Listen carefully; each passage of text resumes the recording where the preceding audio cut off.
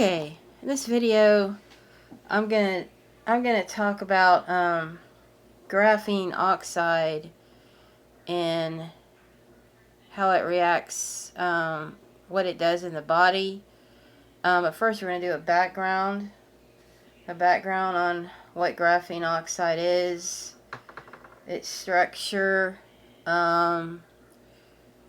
It's pure carbon. Well, I'm sorry, not graphene oxide, but graphite, how it starts out. Graphite is a pure carbon. It's found in nature. Graphite.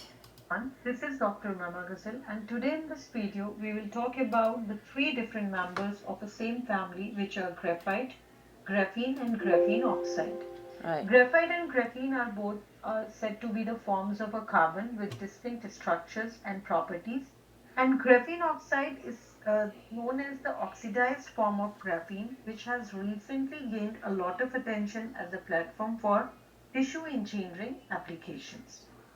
So when we are talking about graphite, so it is a well-known natural mineral which is having three-dimensional crystal. Okay, so graphite, you might know, it's used in pencils. It's found in nature. Also, diamond is pure carbon also.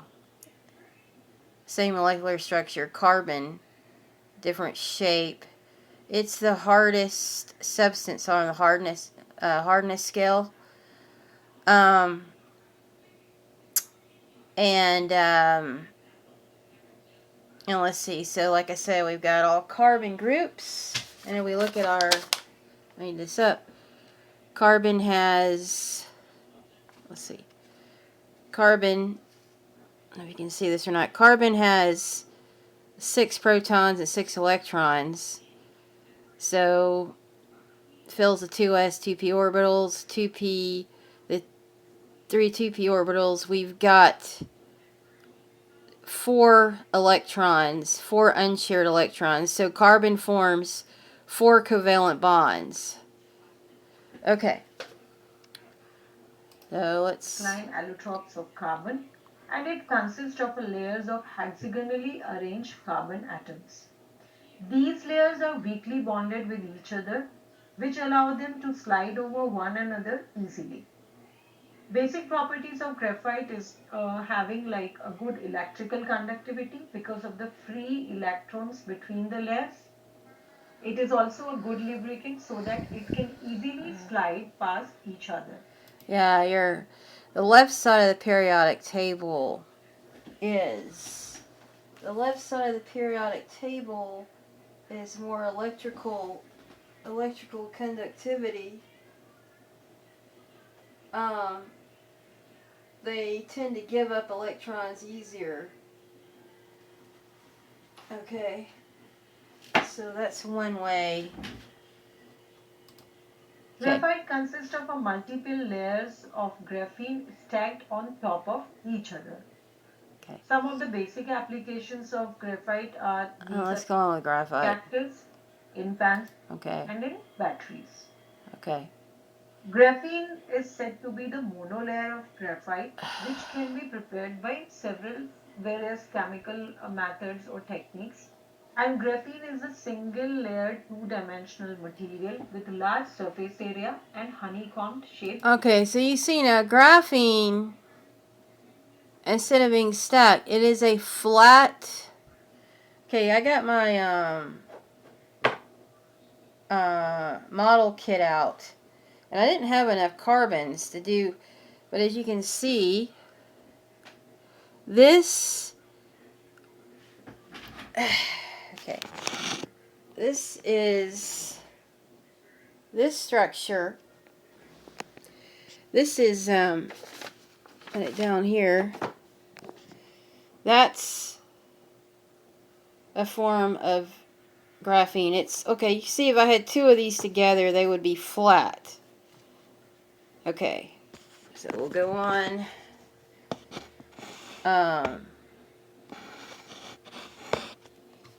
We'll move on from here. Structure. This particular graphene has having various remarkable electrical, thermal, and mechanical properties. These all are the members of a carbon family. Diamond is said to be the hardest member of carbon family, and graphene is a very promising and famous nanomaterial as well. But graphene is said to be harder than diamond, yet more elastic than rubber, tougher than steel, yet lighter than aluminium. So graphene is the strongest known material which possesses various properties like it is very strong, light, impermeable, transparent. Okay. And we got here graphene. Remarkable electrical, thermal, and mechanical properties. Harder than diamond. You know how hard that is? Yet more elastic than rubber. Tougher than steel. Yet lighter than aluminum. It's the strongest known material. Flexible, thin, and conductive. This is the basic route map by which the graphene nanomaterial can be synthesized by using Okay, we go through visible here. organized microwave. There are various forms of graphene also. When Now numerous forms this, of you graphene do can be this investigated, such as reaction to get graphene graphene oxide, oxide. reducing graphene oxide, and graphene nanomaterials. And graphene's closest relative form are graphene oxide and reduced graphene oxide, which itself ruling place in the family of graphene because of its different features. By the way, I like that photo. Graphene is not black. Graphene is they look like thin, very thin one plane plastic sheets. When you convert graphene to graphene oxide, it becomes black. Um, And this material has a great future and a wide ranges of uses. sure it does. Graphene oxide has numerous benefits such as bulk production, easy to handle, cost of production, and relatively free. Eh. Oh, see, I had Important these member in the graphene graphite family, which are considered as a 1.08. derivative of Oh graphene. god. So by this technique, you can process or form that you are getting the graphene are Alright, here finding we go. potential applications in Here we go. Okay, you got graphite. See, these are one plane sheet stacked. Oxidation, you get bioxide graphene oxide. Look at this structure. Now I did a model of this. I don't have any repeating structures as it does, but let's show you this model that I did.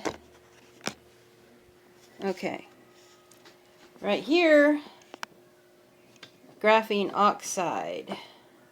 Right here. Now we've got carbons are black, and then we've got carboxylic acid chains on the outside. Okay? Which I'll get into. And let's go back to this. Go back to this quickly here. fields like in electronics, material science, energy storage, medical devices. And this particular graphene nanomaterial has been researched for its use in flexible electronics, high capacity batteries, supercapacitors applications. Okay. You are getting graphene oxide, then reduction method. So you are getting the final product, which will be like chemically dried graphene. This is a general diagrammatic representation of the synthesis of graphene oxide by using the Okay, let's go to graphene graphite. Alright, so we'll go to, whoops. And we need to go to 4.28. Whoops. 4.28. Okay. Graphene is available in both monolayer and multilayer graphene configurations. whereas graphene oxide is almost always restricted to multi-layer graphene configuration. It is also possible to precisely control the number of graphene layers grown with CVD graphene, but very difficult to accomplish the same thing with graphene oxide. Comparing the electrical properties, we see that CVD graphene generally has great electrical properties because of its high electrical conductivity and high electron mobility. Relative to CVD graphene, graphene oxide has a lower... Okay, now we'll go to making graphene from graphite. Okay, now this one I'm going to show, watch this, how this is conductive. This is graphene oxide he's prepared. I'm not playing the whole video of him preparing it. Now he's going to show its conductivity. See that? That's graphene oxide. Alright. And then Sinclair 12.47. Now in this video, let's go to 12. How many hours do you work out to look like that? Oh, it's the stupid commercial off of here. Shut up. What is important? Okay, 12.47. Excuse me, let me get over here to this. 12. Whoops. Oh, hold on. Now. Okay. So you can really use it. Oh, it's supposed to be on 12.4. Submission on HPC clusters.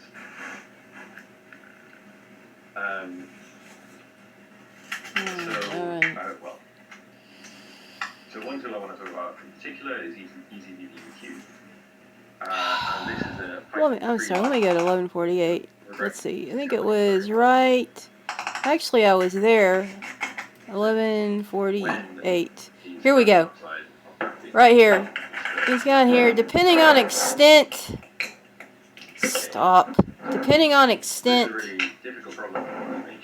of oxidation.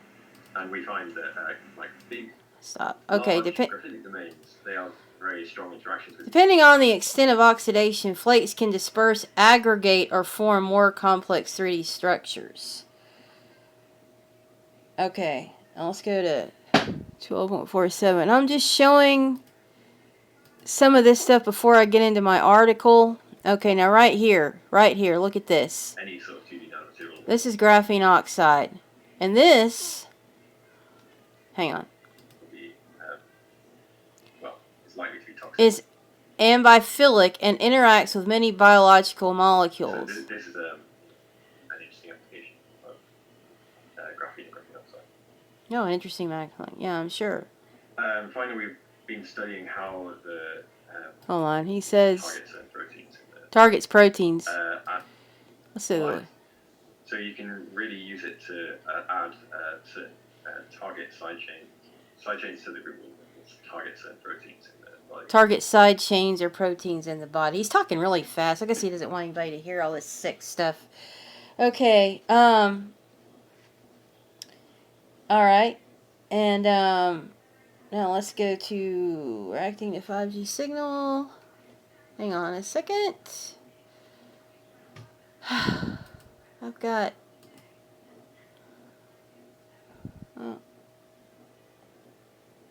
Oh, here we go. All right, here we go. Let's play this. Whoops. Here we go. Playing.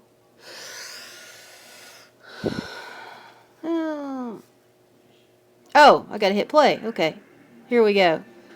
Graphene oxide racking to 5G signal. I don't play that again.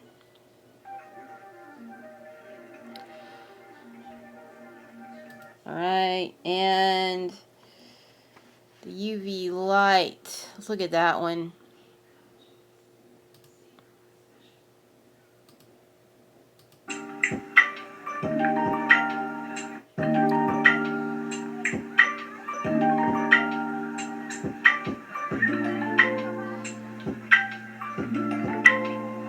Alright. And graphene edges. Alright. So let's go to... oh, here we go. Jagged. Okay, now this article right here.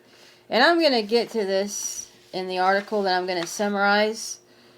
Now here I believe they're talking about graphene. Sharp corners and jagged protrusions along the edges of graphene sheets can easily pierce cell membranes. After the membrane is pierced, an entire graphene sheet can be pulled inside the cell, or it may disrupt normal function. I don't see the date on this article, but 2013. But then they stick it in vaccines. They say, oh, it's fine, and they've known all this stuff. We want to understand the feature of these materials are responsible for how they interact with cells. Discovered about a decade ago. A graphene is a sheet of carbon just one atom thick, like I told you. They may intentionally inject it or implant it as components of new biomedical technologies. Okay. And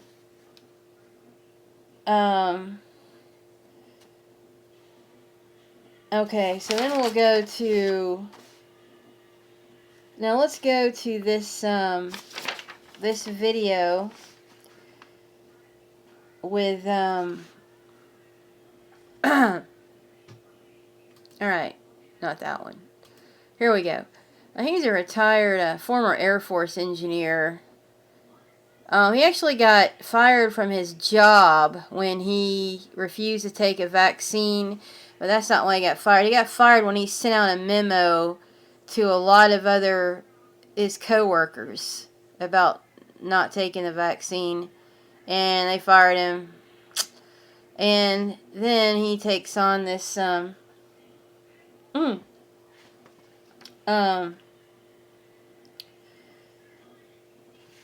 this job himself of looking into what these funeral home directors have been finding in people that have died. So in the middle of 2021, which was 6 months after the vaccines were first given out. Alright, so let's just do the initial... I'm playing the pertinent parts of this video here. The lack of response I've gotten by the FDA and the CDC leads me to believe that those agencies are captured. They should be doing this job. They should be out there surveying. They don't do their job. Just like I'm doing their job. Is this a COVID problem? I'm always having to do these agencies' jobs for them. You can't deny they exist, because here they are. In this episode, I sit down with Thomas Haviland, a retired Air Force engineer and data analyst. After being fired from the military for refusing to take the COVID-19 genetic vaccine, he noticed that embalmers and funeral homes were speaking out about large abnormal blood clots. He conducted 2 worldwide surveys of hundreds of embalmers. We got 179 responses to that first survey. Of those, 119 of the embalmers responding, almost exactly 66%, 2/3, were seeing these strange white fibrous clots. This is American Thought Leaders, and I'm Yanya Keller. Thomas Haviland, such a pleasure to have you on American Thought Leaders. Jan, thanks for having me on the show to talk about this very important topic. When I first found sorry. out about that was these 105. fibrous white clots, I've heard kind of rumors about it. There was a film that sort of showcased them. I have to say I was very suspect. There were a lot of kind of crazy things going around. And subsequently I was introduced to your work, and we actually had one of our reporters, Alan Stein, follow up with you and sort of try to establish, how you did your surveys anonymously, but you were generous enough to share with us your database. So Alan went out and let's go to 242. Whoops. And contacted all 1,700 of the embalmers that you reached out to, and it turns out that a number of them indeed said they are seeing these things. So we knew we did a little bit of our own due diligence, or say a lot of our own due diligence. Oh, here we go. This is a real thing. It really is. And it all started for me, Jan. Like I said, I watched that movie Died Suddenly. It premiered the week of Thanksgiving of 2022, Monday of that week.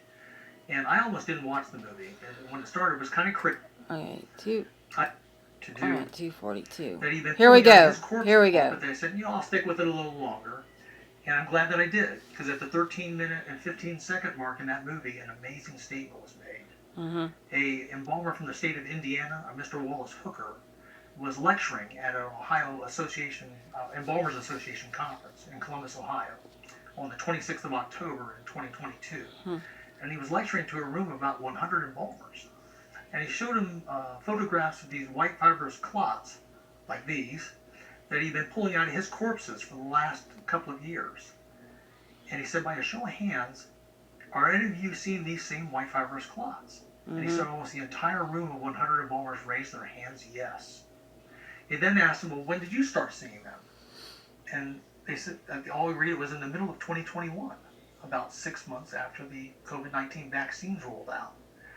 So, whatever else went on in that movie, and I know there were some problems with it, that statement's either true or false, right? Either those embalmers raised their hands or they didn't.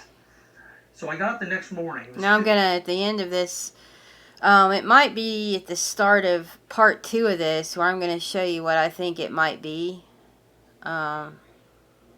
It's a guess from my research here that I've done over the last week, but Tuesday of the week of Thanksgiving. And I decided, I don't think any reporter's going to chase after this story. So I decided myself to contact the Ohio Embalmers Association, located in Cincinnati, Ohio.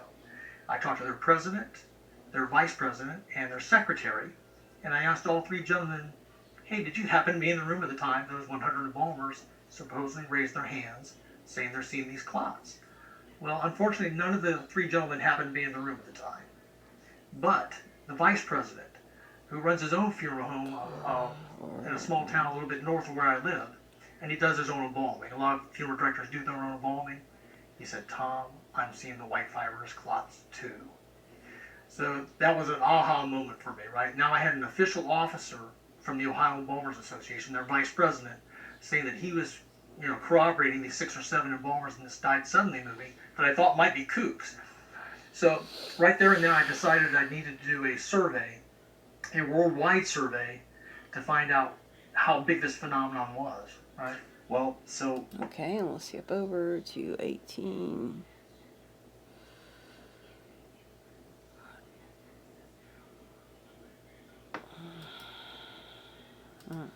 Let's go over to 1847. Because the more data you have, the more confidence you have in the results. I know that as a data analyst. But I still believe that even the first survey of 179 and certainly the second survey at 269 responses is enough to say, Houston, we have a problem. Because like you said, I think what you've been going at with some of your questions is, what is your real goal, Tom? My real goal is to get the CDC and the FDA to look at this for themselves. Do their I'm a damn retired job. Air Force guy. I shouldn't have to do this. I'm doing their job for them, Jan. They should be out there doing this work, right? They should be looking at the potential link between the COVID-19 vaccines and this unusual clotting, these white fibrous clots, and another phenomenon we're going to talk about in a second called microclotting. when you see certain things which are troubling, new, different, right? There's certainly been all sorts of adverse. I can't find any pictures of Troubling, hold on. new.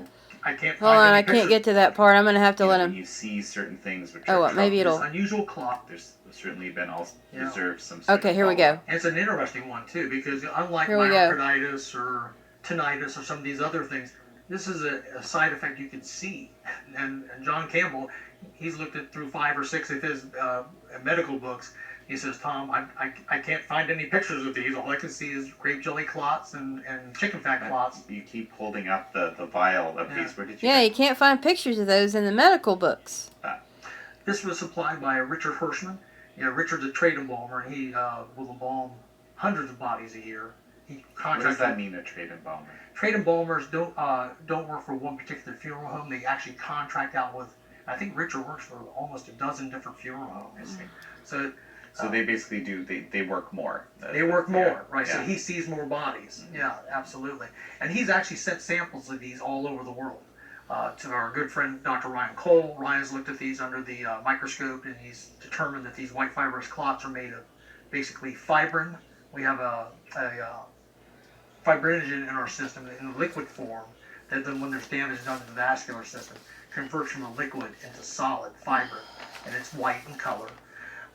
Brian said they also contain platelets as well, and then this strange amyloid or amyloid-like material. And there's a few theories for how that's being formed. One of them is comes from a paper that came out of the University of Cambridge a few months ago. I think it was and then we're going to go over to it's called frame shifting.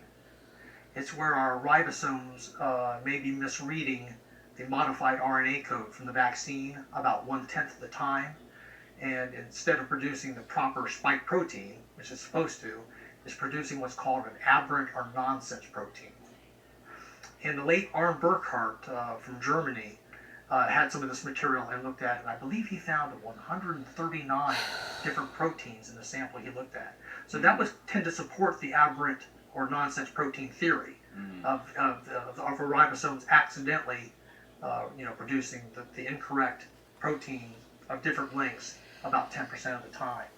Because what it's doing is it's skipping the nucleotides on the code once in a while, and then it causes you to produce the incorrect amino acid, which then in turn produces the incorrect protein. Yeah, you're referring to this, frankly, paper in Nature magazine that talked about this, and I think it was 8% of the cases of. They showed that 8% of the time. 2140. This wasn't in vivo. This was in body. This is another thing that needs to be actually. 21. But you might expect that sorry. as you get further and further away from people taking their last COVID-19 vaccines, if the vaccines are 3107. I'm sorry. Sent that email to 20. It says older. 3107. In the questions, for those that were seeing that phenomenon, was about 25%. We're seeing a 25% increase in infant deaths. And we know that the spike protein. All right, so I'm gonna continue on with part 2, and I'll get to what I think those white clots are.